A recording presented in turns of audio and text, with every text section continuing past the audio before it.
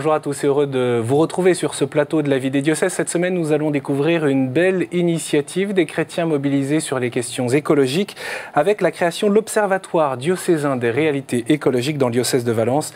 Il faut dire que la Drôme est un terrain favorable, non pas seulement par la diversité et la beauté de ses paysages, mais aussi parce qu'elle est le premier département bio de France par ses surfaces cultivées. Des chrétiens donc se mobilisent pour soutenir l'action et la réflexion autour de la sauvegarde de la création. Nous sommes avec Monseigneur Pierre-Yves Michel, bonjour. Bonjour. Un grand merci Monseigneur d'être là, c'est votre premier passage dans cette émission. Invité. Vous êtes évêque de Valence depuis avril 2014. Au cours de cette émission, nous allons découvrir aussi la mobilisation des chrétiens de votre diocèse en faveur des chrétiens d'Orient. Nous ferons également un point sur le synode, ce grand travail de réflexion des catholiques sur l'évangélisation dans la Drôme et qui s'est conclu à la Pentecôte avec des grands axes missionnaires. Bien sûr, vous allez nous en parler. C'est un peu une arrivée sur les chapeaux de roue dans votre diocèse, au fond. Ah, c'est sûr qu'en arrivant à Valence, j'ai découvert que Monseigneur Laglaise, mon prédécesseur, avait lancé ce synode. Et après quelques questions, j'ai assez vite perçu que c'était une grande chance pour finalement découvrir le diocèse en état de réflexion, de partage, d'échange et de désir missionnaire surtout. Vous étiez vicaire général dans le diocèse de Lyon, pour rappeler un petit peu votre parcours. Alors je le disais, dans la Drôme, cet observatoire diocésain des réalités écologiques a vu le jour. Alors on est dans l'approche de la COP21 à Paris, mais il y a eu aussi cette journée mondiale de prière pour la sauvegarde de la création à la suite de l'encyclique du pape Laudato Si, tout ça initié par le pape François. Et bien dans la Drôme, cet observatoire diocésain est au fond le manifeste de la préoccupation des chrétiens sur ces questions écologiques. Marine Wolf, notre journaliste, est allée à la rencontre de plusieurs membres de cet observatoire. Et vous allez le voir, ils sont bien enracinés dans le terrain.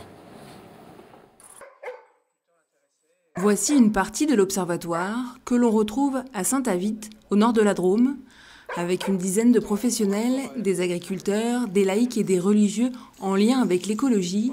Ils réfléchissent et confrontent leurs points de vue pour dresser un état des lieux départemental en matière d'aménagement du territoire, de politique de transport ou encore de maintien des terres agricoles.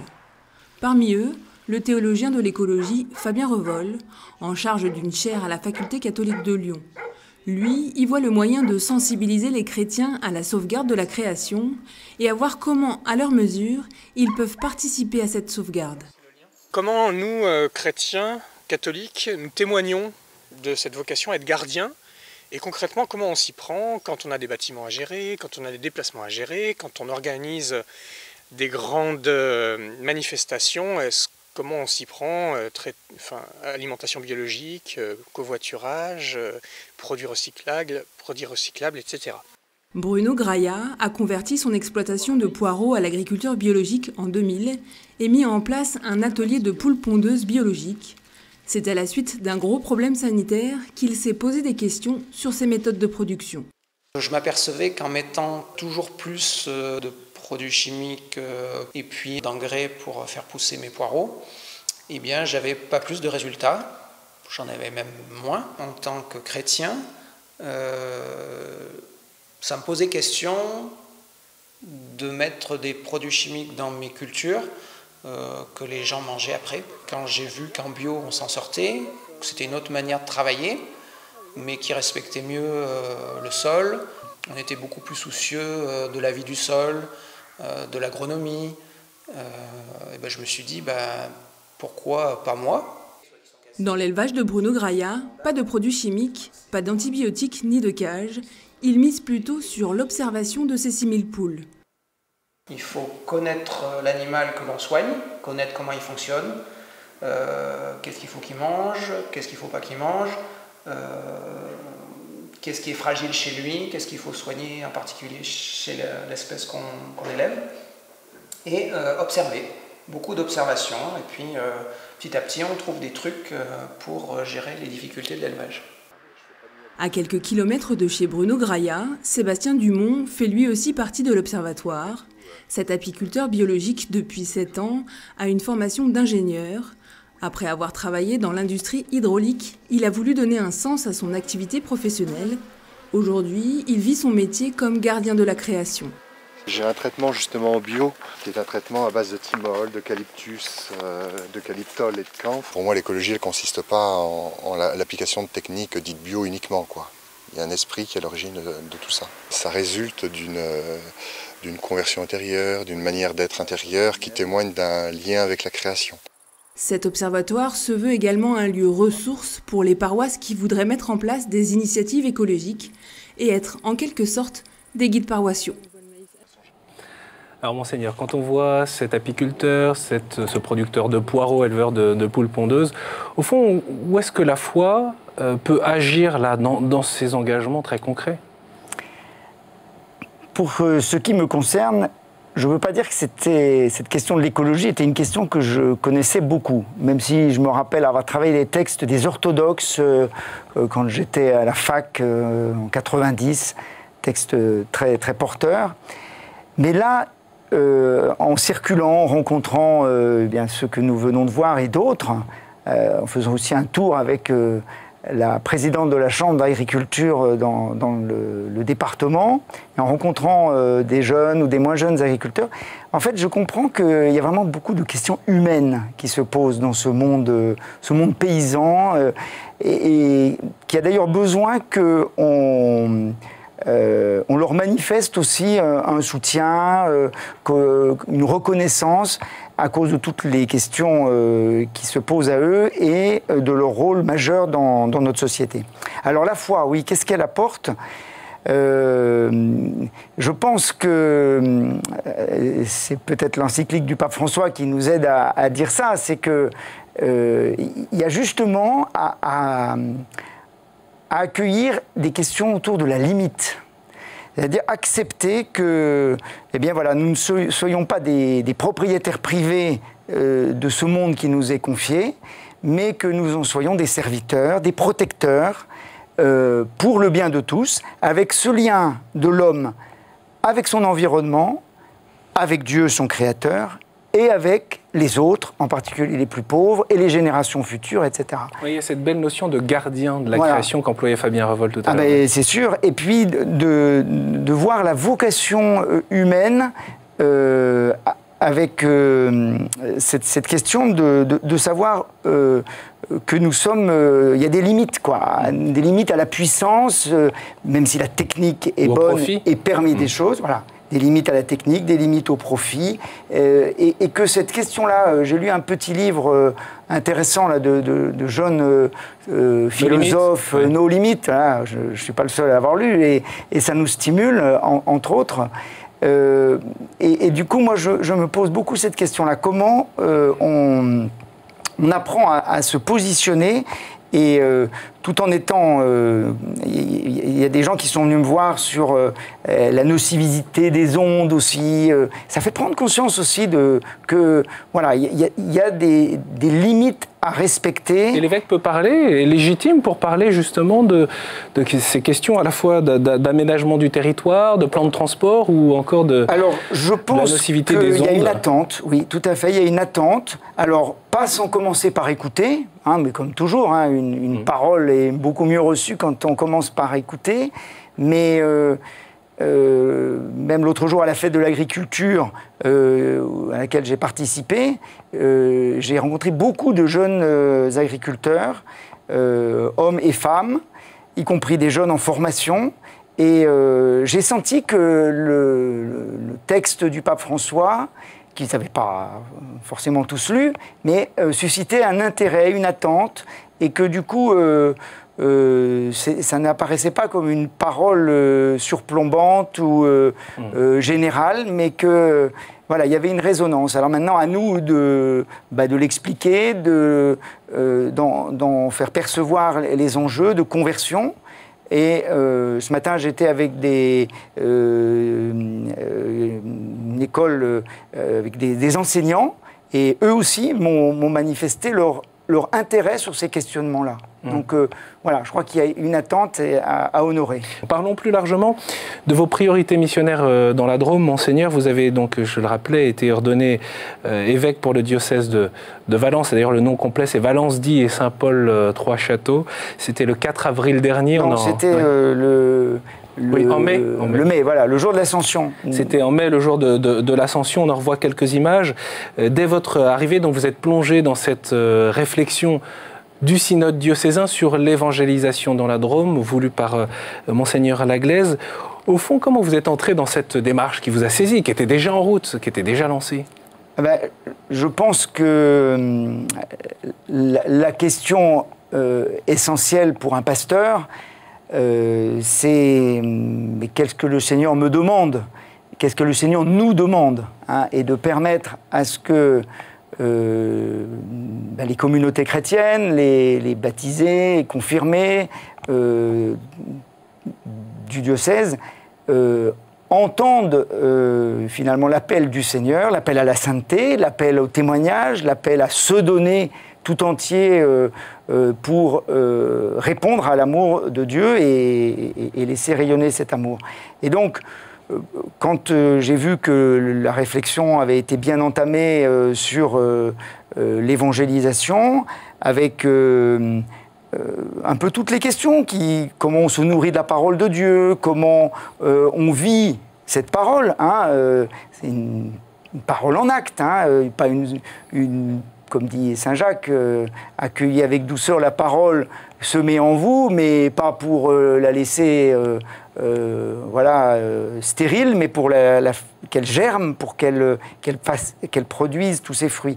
Et moi, ce que je sens, c'est que je n'ai pas, moi, comme évêque, forcément, l'idée claire, nette, précise, la vision claire de ce qu'il y a à faire. Mais je dois encourager mes frères qui me sont confiés, avec mes collaborateurs prêtres et diacres et tous les laïcs en mission, pour écouter la parole du Seigneur et être créatif là où peut-être aussi des gens souffrent, des gens attendent une réponse, un soutien, etc. Et pour annoncer l'Évangile et aussi aider les chrétiens à se fortifier dans la foi, je voudrais qu'on revienne sur l'une des initiatives justement lancées immédiatement après le synode. En tout cas, ça fait partie de ces décrets. C'est une équipe missionnaire itinérante. Elle est pilotée par le nouveau vicaire général, votre bras droit, le père Guillaume Tessier et Christophe Bert, une laïque en mission ecclésiale, membre de cette équipe, nous en disent plus sur ce projet. Ça vient à un moment favorable, c'est-à-dire l'expérience du synode, l'arrivée de notre nouvel évêque il y a un peu plus d'un an. Ça a remis un élan missionnaire justement, et cette équipe missionnaire itinérante, elle s'appuiera d'abord, je crois, sur la vocation missionnaire de tous les baptisés. Et je pense que moi, le synode, et ça va perdurer dans les paroisses, ça a donné une envie d'évangéliser. Alors de se faire proche de personnes un peu nouvelles peut-être, et puis de retourner toujours se ressourcer au cœur de la foi, la fraternité, la parole de Dieu, c'est quelque chose qui est très présent dans les invitations du synode. La force de ces synodes, ça a été aussi de se faire découvrir aux gens ce qui se passait ailleurs. Voilà, il y a des gens qui disent mais ça on le fait déjà, ou d'autres ça nous on le fait pas, enfin bon voilà. Et donc justement de se confronter les uns aux autres et de se dire peut-être qu'un tel endroit dans notre unité va pouvoir faire ça, et puis nous au contraire on sait pas faire, ou on sait faire ça, etc. Et donc de mutualiser un peu les choses et déjà de discerner de quoi on a besoin, et puis ensuite de se mettre en route.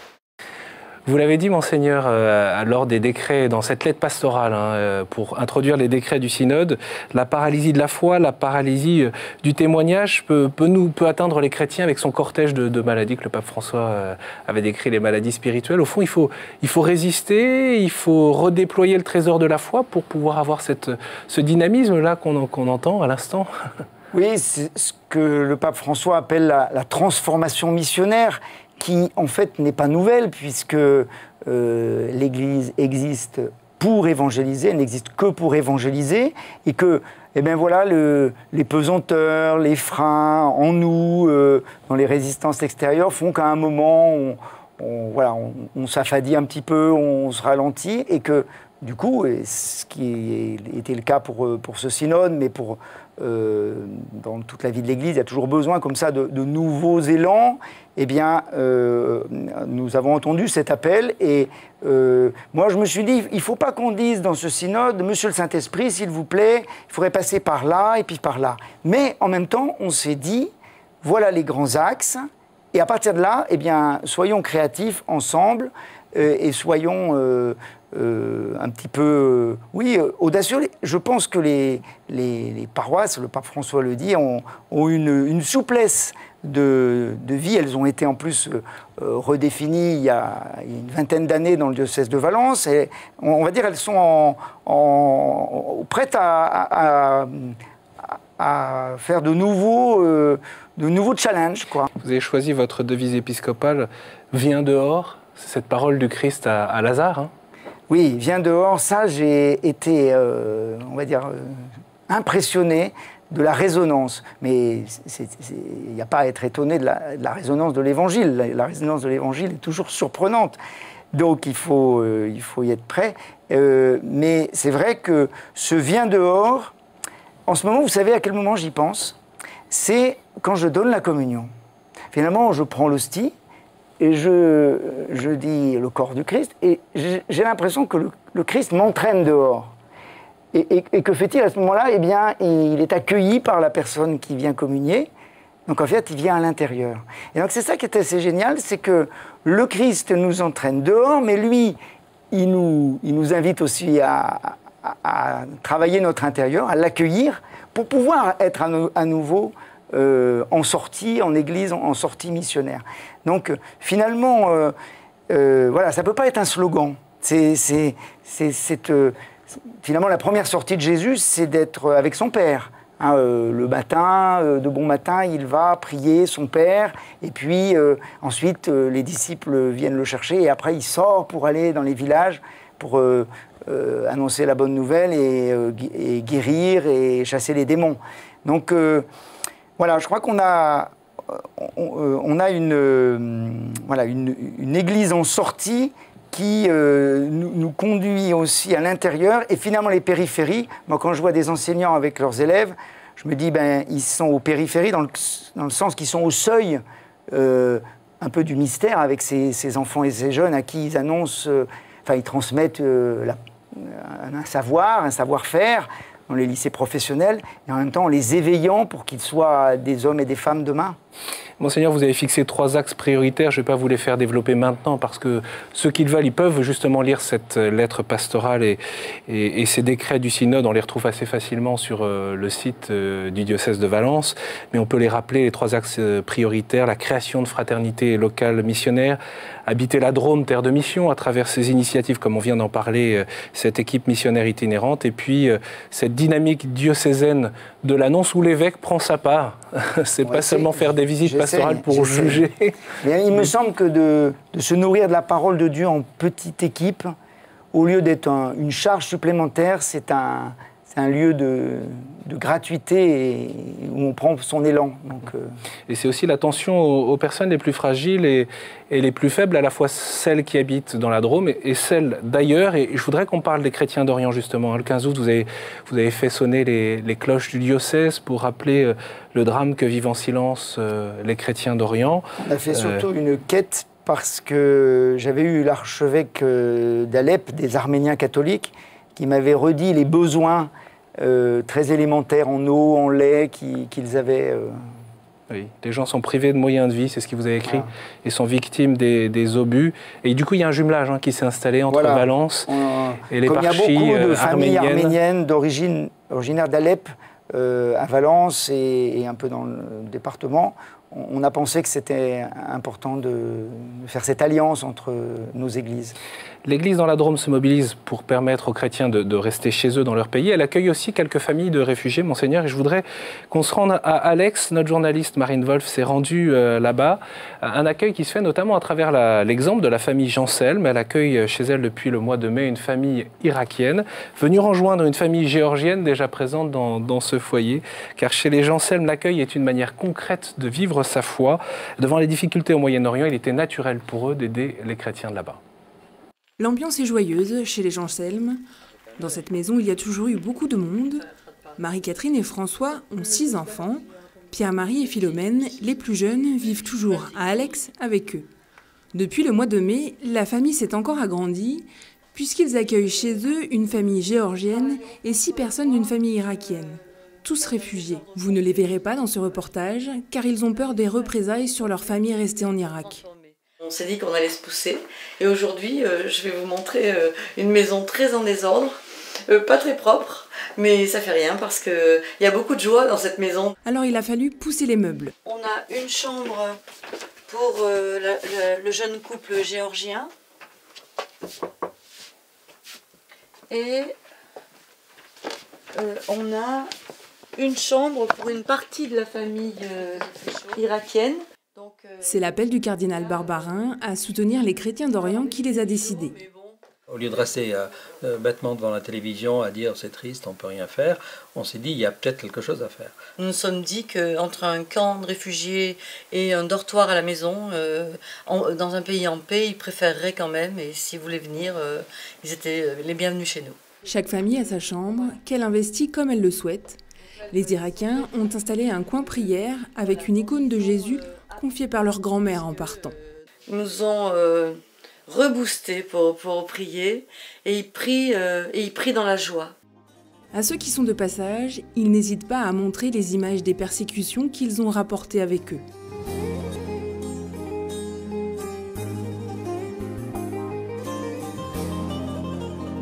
Chaque repas commence par le Notre Père dans chacune des langues, un temps de prière qui se prolonge parfois.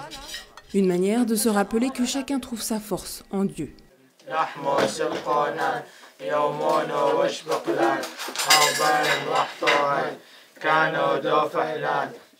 C'est bientôt l'heure du départ pour la famille irakienne. Ils vont bientôt s'installer dans leur propre appartement. Une joie puisque l'objectif de cette aventure est bien qu'ils deviennent autonomes, avec une pointe de tristesse malgré tout. J'étais triste parce que les Irakiens partent, parce que pour eux c'est mes frères et sœurs. On n'a pas vu cette expérience si on n'est pas proche. Et donc on est proche, donc on s'attache réciproquement, et tant mieux, parce que ça fait des amis de plus pour la vie, ça, après. C'est vraiment, c'est cadeau. C'est cadeau de Jésus.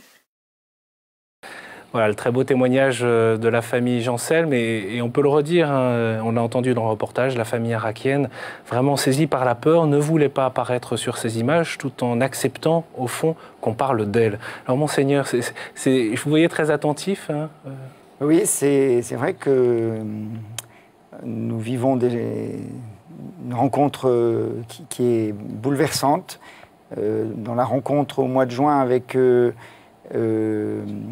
la coopération missionnaire, on a eu des échanges avec ces familles.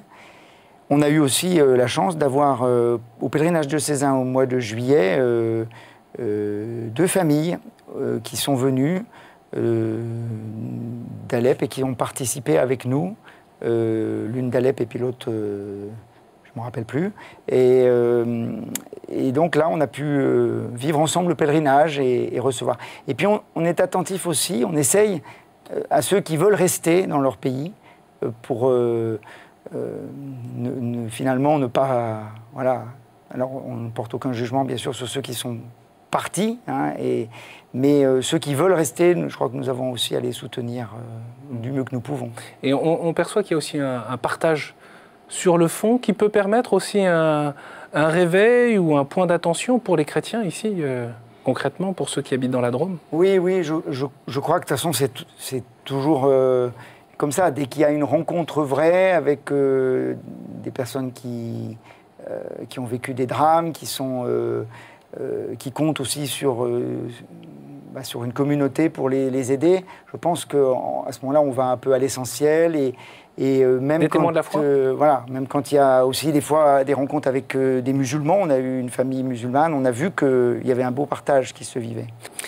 Merci beaucoup, Monseigneur, d'être venu sur ce plateau. N'hésitez pas, bien sûr, à retrouver sur le site du diocèse de Valence l'ensemble des documents que nous évoquions, et notamment ces fameuses orientations missionnaires. Bien sûr, vous pouvez retrouver cette émission sur le site de KTO. N'hésitez pas à la partager sur les réseaux sociaux. Merci beaucoup pour votre fidélité et à la semaine prochaine.